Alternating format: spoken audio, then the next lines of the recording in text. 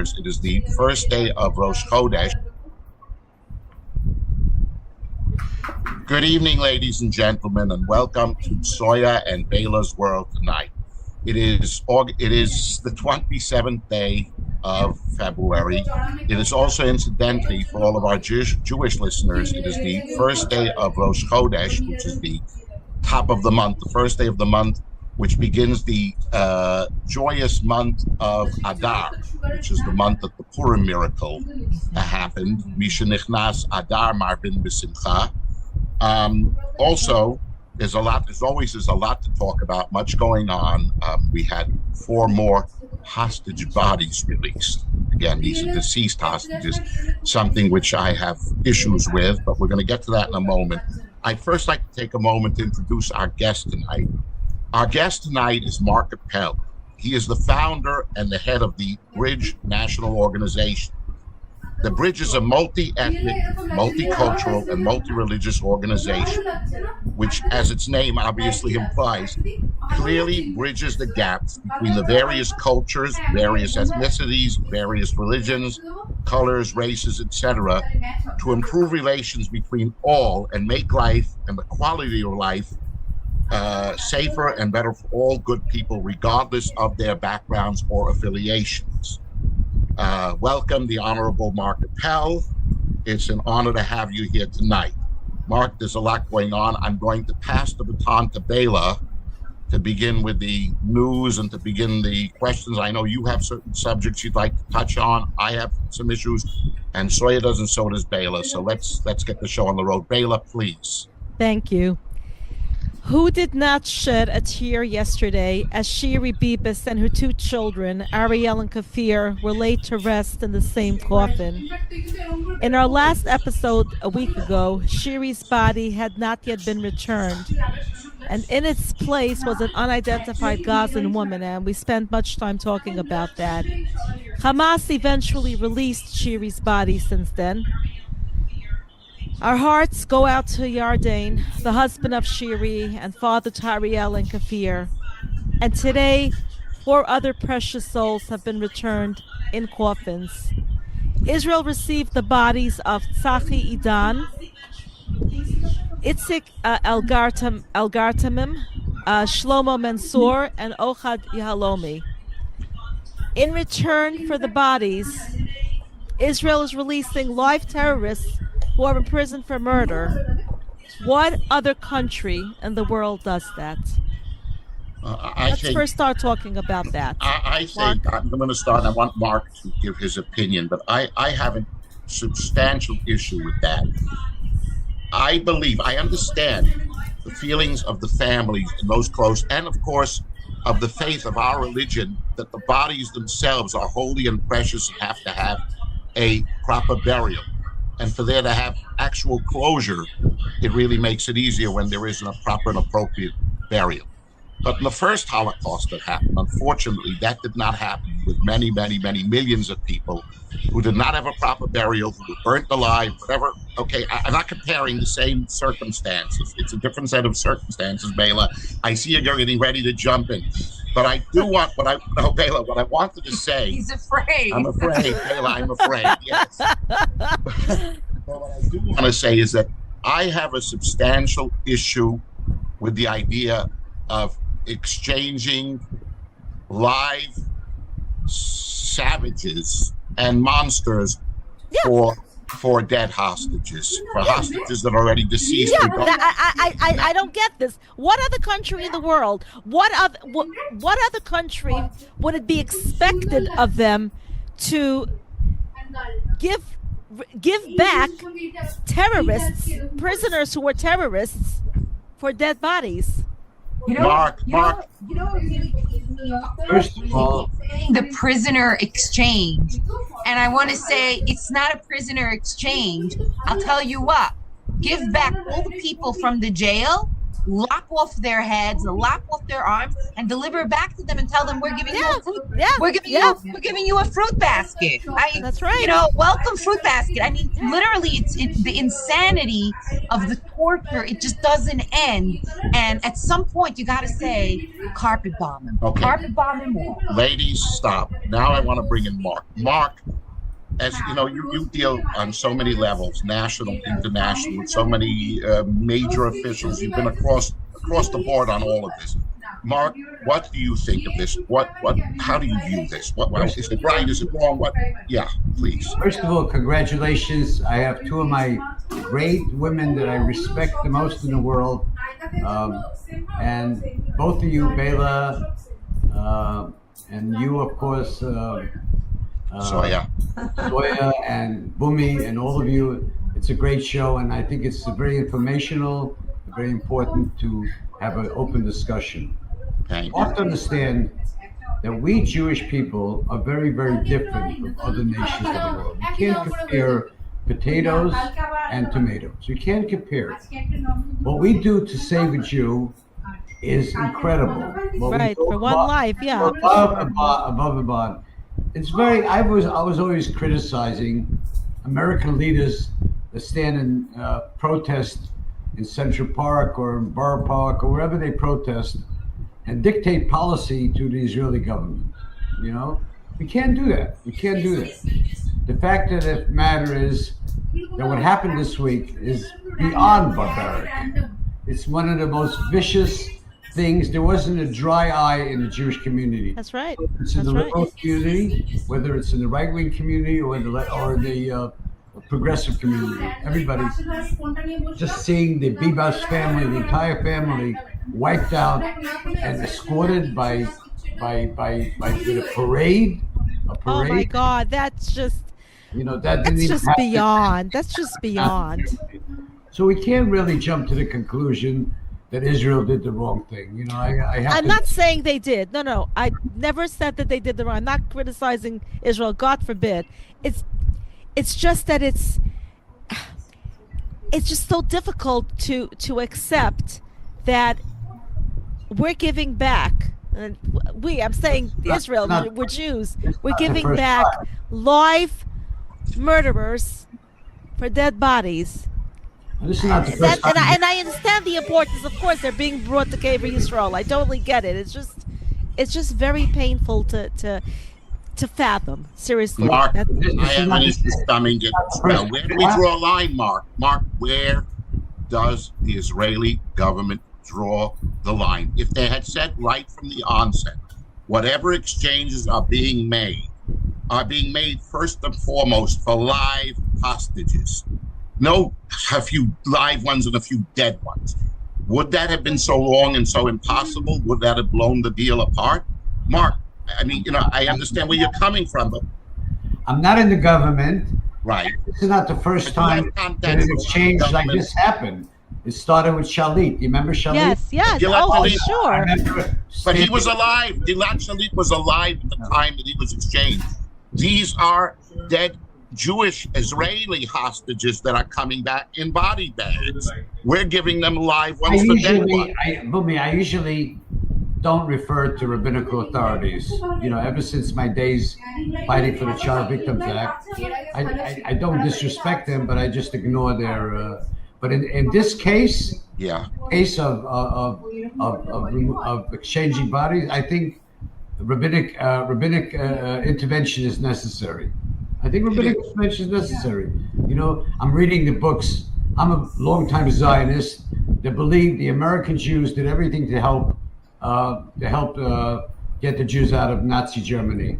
I disagree with every single book written, from Perfidy to all the Narishkeit that was written. The Jews in America, New Jersey, New York, hundreds of thousands of people protesting against FDR. It wasn't only the Frum community. Yes. It was the whole community. Yes. It was Rabbi Stephen Weiss, who everybody criticizes, also made massive demonstrations and went to Rav Aaron Kotler to try to get them to protest. So this is a decision that has to have some rabbinical intervention. Not 100% intervention, but they should have some input into it. I know Baila, when she does her events or single events, I know she has guidance from a rabbi in the neighborhood. Make sure that she doesn't cross the lines and become some kind of Epstein saga. Oh my God. Somebody texted me this afternoon. He said he saw my name in that book. Now that you mentioned that, Mark, I had, when they talked about Baila and Soaya, please listen to me for a minute. When the entire hostage deal or deals were being made, okay, I had an issue, frankly. Look, I understand the feelings of the families, and I know, and I don't envy Bibi Netanyahu at all, because he is caught between a rock and a hard place. He's got half of Israel screaming, "We've got to bring the hostages home." He's got the other half of Israel saying, "Hey, we should just level all of Gaza and destroy it like ever." That's it's two sides. And he's stuck. He's got to do a juggle between that, figure it out. I, though, said at that point in time, Mark, I said, you know something? As far as how many hostages do we have to trade? How many do we get out in exchange for how many of those prisoners, those butchers, those monsters that are sitting in Israeli prisons? We should look to halacha, because there is a certain a formulation, a calculation made in the Talmud that says a life for a life. How many lives? We have mitzvah, as we call it, of pidyon shvuyim, which means to rescue or redeem captives that are being held. Yes. But at the same time, there is a limit. You have to put a value on how much you're willing to expend in order to redeem how many captives. I think that, like you just said now, is something should have been done with rabbinical intervention. That's the way it should have followed, because then we would have known what the proper formula is. I believe that. There's one more addition to this equation. Please. America has a lot of input into whether. Oh, for sure. Yeah. Donald Trump is a good friend of Israel, a very good friend of Israel. Yes. But I'm sure he's dictating policy that Israel has to, Israel's existence today because of America's support. Even Joe Biden sent a lot of weapons to Israel. We can't deny that, whether we like him or not. He did send a lot of weapons to Israel. Until towards the end, when he slowed down the release of the hard weaponry that would have been necessary to obliterate. Never know what really happened over there, I wasn't concerned so much about Joe Biden. He's been an old friend of Israel. I was concerned about a lot of his staffers, Right. Really Who's around it. But this was a terrible week. I mean, you can see people on the street in Borough Park literally in tears, Yeah, people can't function. Two little beautiful kids. How can anybody? I mean, these. What happened on October 7th? People were stolen from their beds. People who went to festivals were slaughtered because they you were about to say it, Baila. You said because they were Jews. Because they were Jewish. They're all because they were Jewish. Because they were Jewish. It's not a battle that's what over they did. land. What did little Ariel and Kafir do? What they had to pay the price because for what? For what? Who did they bother? I don't know if any of you, Baila or Bumi, have you been to killing fields in Israel? Have you been to Israel to visit the killing? I've been many Israel, times. I actually lived there for 3 years, and I'm a licensed attorney in Israel as well. But have you visited after the? No, I have not. No, I did. I did in March. did? You were there. Yeah. Tell us about it. Oh, it's crazy. I was there with. I took a bunch of friends of mine that moved to Israel with me. I took cousin A.B. Kiss, Lenny Gutman, who lived in New York, and I took a few people down there. We had a little kumsitz over there. But to see it in person and to feel it, and I've seen the people that live there. I went to the kibbutz over there. The people that lived there, they were not right-wing people. They were very progressive people, and they opened their house to the Palestinians, and then they just double-crossed them, and nobody will ever understand. We will never understand in our lifetime what happened, what went wrong at October 7th. There's no question. And I say that to all the BBs, all the lovers of BB, they love him. I can say that. There was something very seriously wrong on that day of October 7th. Very Yes. seriously wrong. Yeah, well, that's and for only sure. For them to build 300 miles of tunnels and we don't know about it, or we didn't do anything about it. Nobody heard. I mean, there were reports. There were people that noticed, People and were hearing reports at were given. night building. Yeah, but nobody responded to those reports. And as Teddy what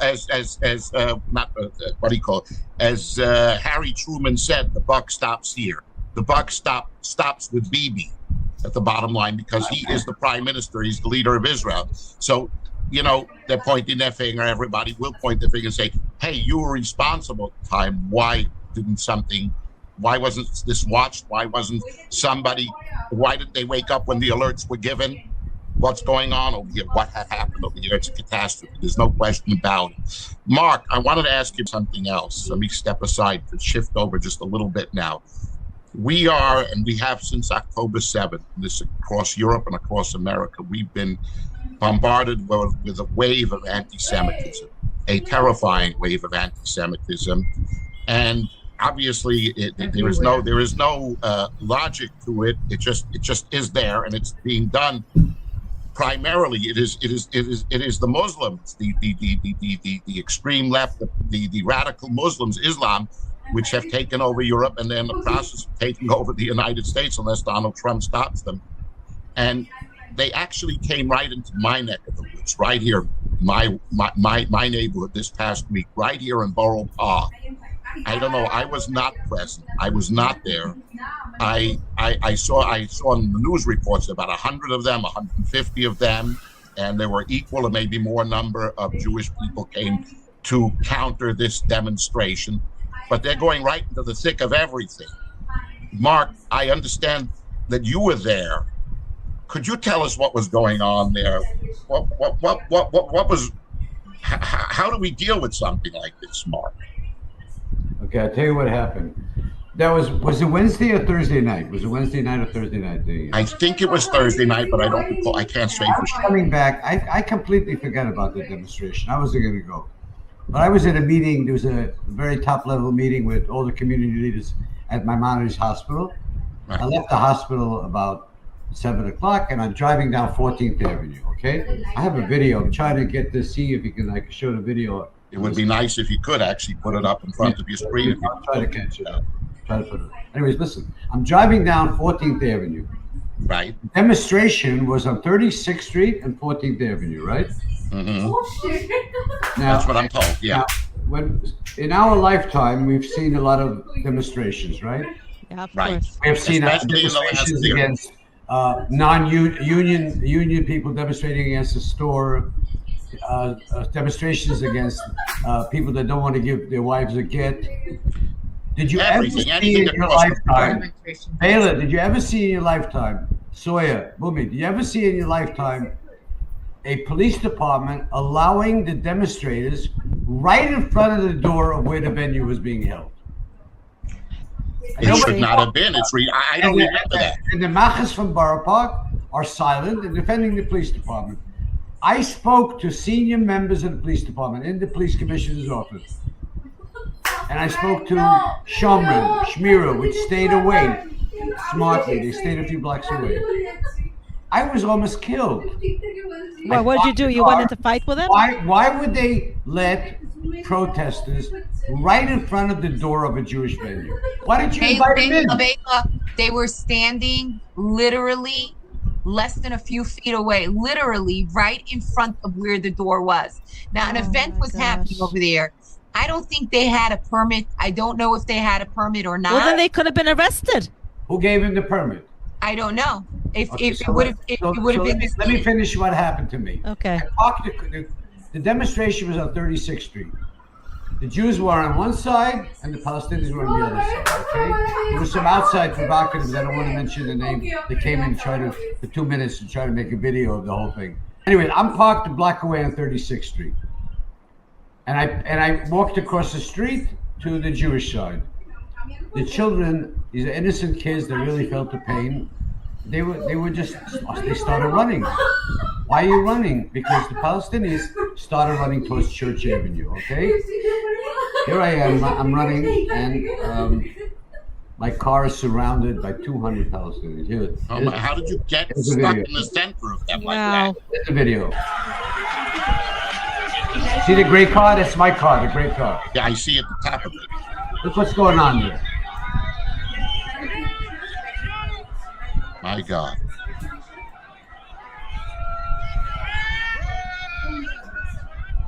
Mark, how did you find this? Thanks to Richie Taylor that was standing there. Stop. 1 second. Mark.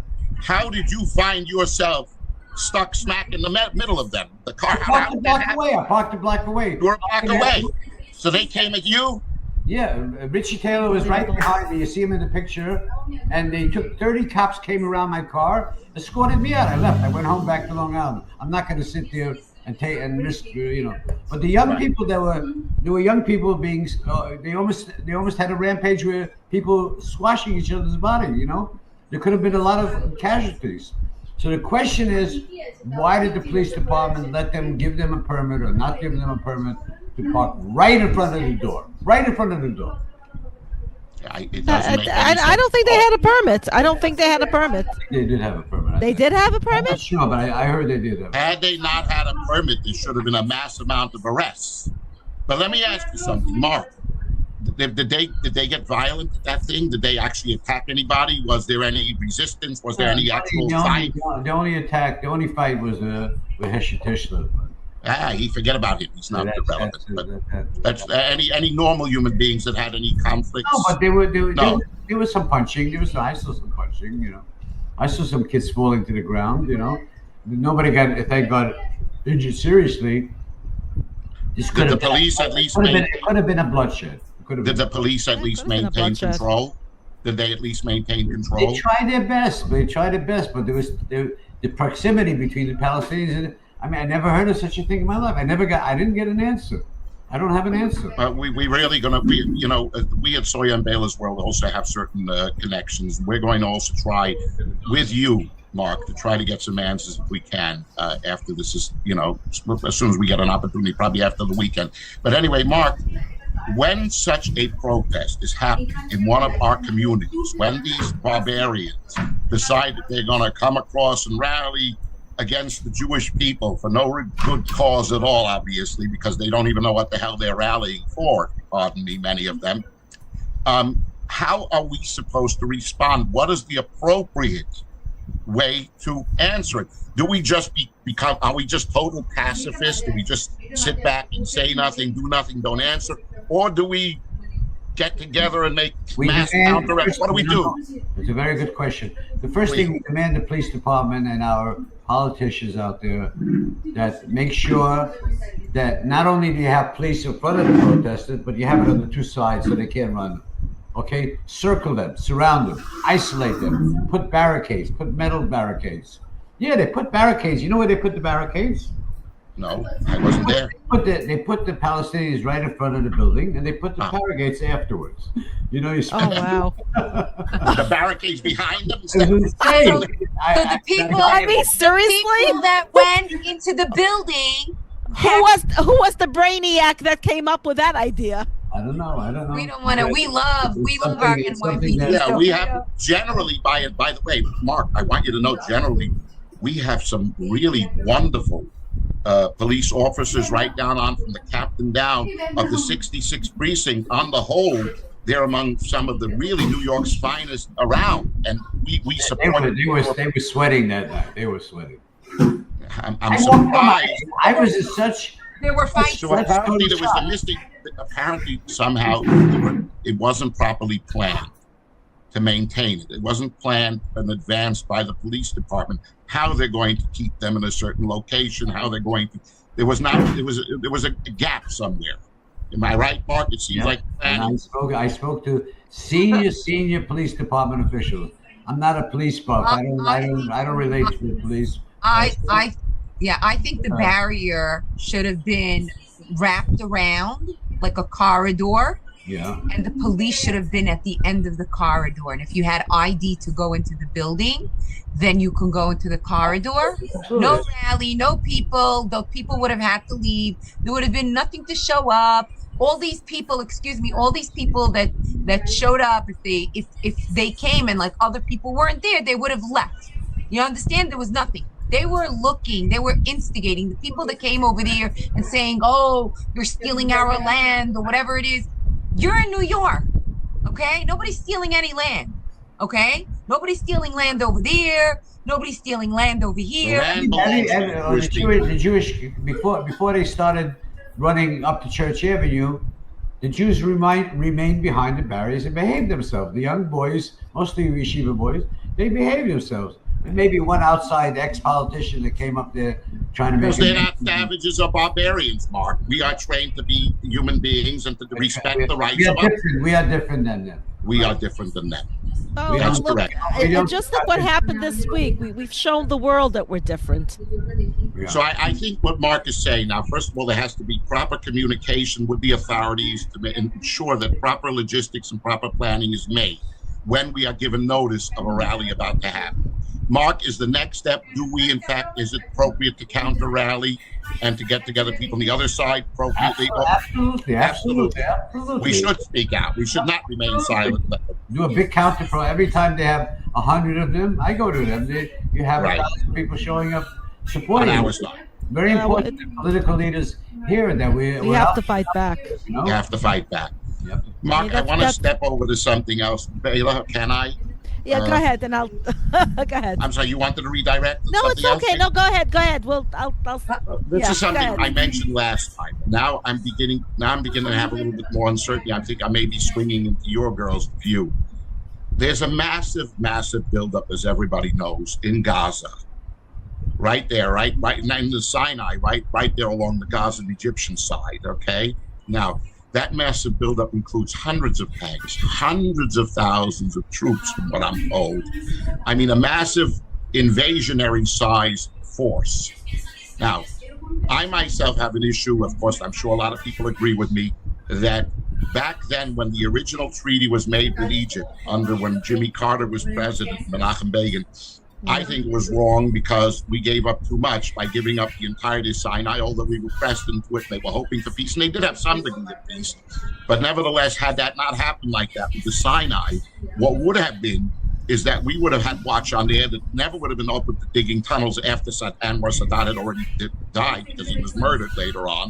And I think it was even succeeds after his successor, who I believe was Hosni Mubarak, I think after he was pushed out.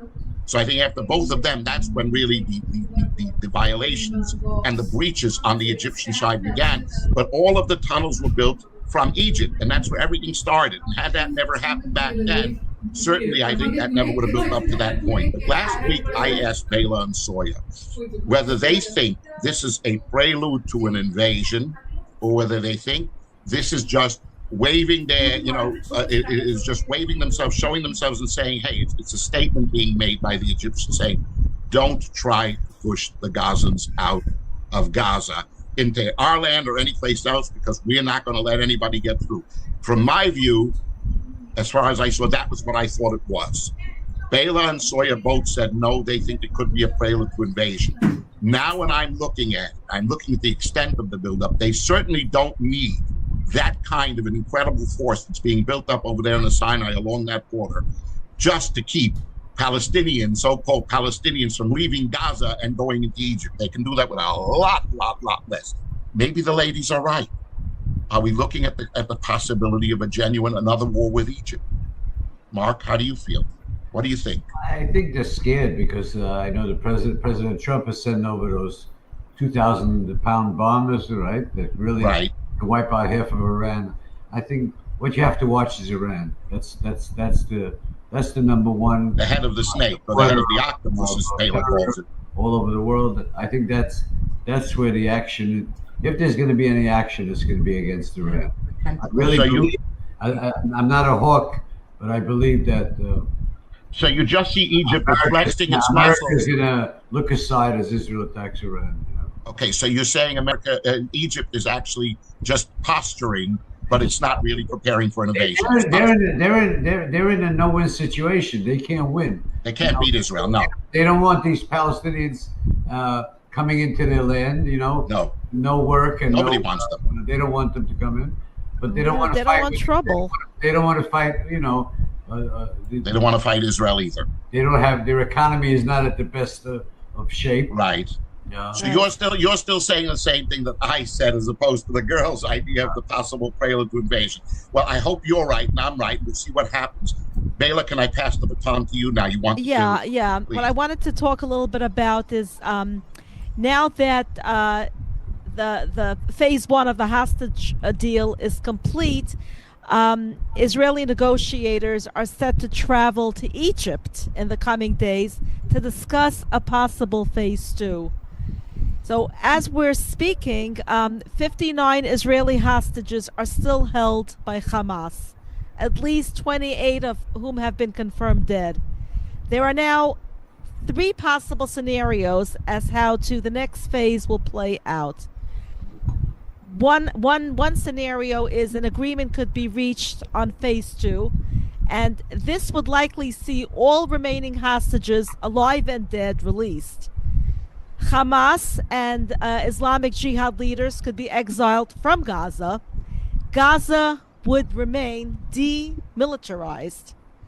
The IDF would pull out, but likely stay in a few strategic areas along the borders. Well, they said they will not pull out of the Philadelphia corridor.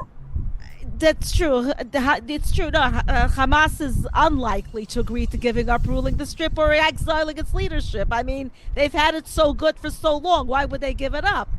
At the same time, the governing coalition in Israel would not likely survive an agreement that leaves Hamas in place. Yeah. Okay, well, that's one scenario. You said there's another scenario. Right, and there's other scenarios. Let's hear the other scenario. Yeah, please. Right, and the other option, too, is extend phase 1 of the deal. Under this scenario, there would be additional stages where hostages are freed and the ceasefire continues in exchange for very large numbers of Palestinian prisoners. In this option, the IDF would not pull out entirely, and there would not be a declaration of a complete end to the war.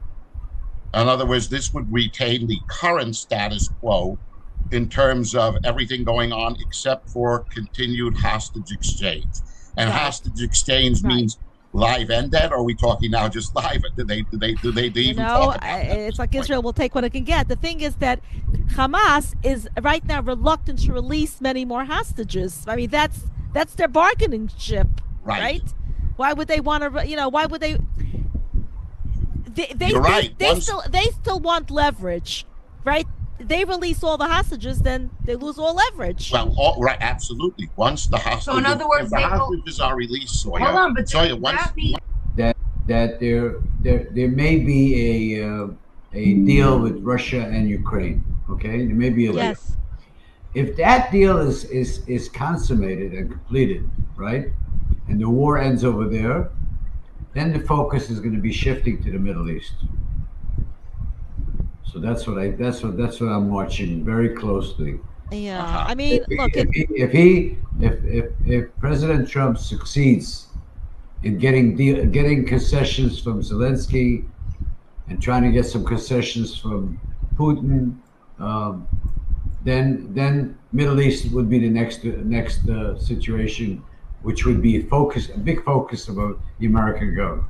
Yeah, but would he then continue and double down on his current position, or would he change his stance in any way? I like to believe that he would double down on it and say, hey, get out of Gaza, everybody out. Let's destroy what remains of Gaza and the tunnels and everything else. Well, and then slowly, by the way, if option 1 and 2 doesn't work, then option 3 would be a renewed war.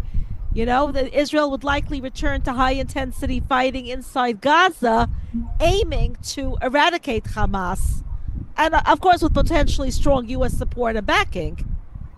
Well, so the question is now, what now happens? Israel, they still have the problem. The hostages are there.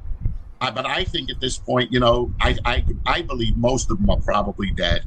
And I think at this point, You know, there's no we other. thought, you know something? We thought, look, unfortunately, they're returning dead bodies, but they've also returned live ones as well. And we thought, weeks ago, months ago, we thought everybody was dead. But, Bela, at they what want to keep point? some of that. They want to keep some of them alive because, At what again, point do they you need say? some There's leverage. another situation. Listen, let's not kid ourselves. It would take about 15 to 20 years to rebuild Gaza. Gaza's a Oh, for mess. sure. Everybody knows But that would be wonderful as But long as there's- everybody's out. Let them take but 15 to 20 years. There's other areas. You have 2 million people that are displaced, and you have to put them somewhere. Well, there's a lot of Arab land down There's there. a A lot of- lot of Arab land. A lot of down there. Israeli land that can be used as well. And now there's very little extra Israeli land, and every place they come into Israel, they're always making problems in Israel. No, yeah, Mark, that's I what they know. must strongly disagree with that.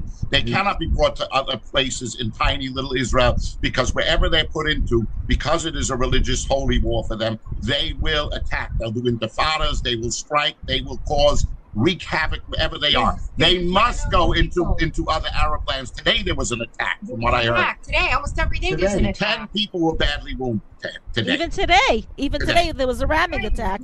Where was the attack? It does not stop. That's right. It doesn't say you can't put them anyplace else in Israel. That is their agenda. That's what they want to do.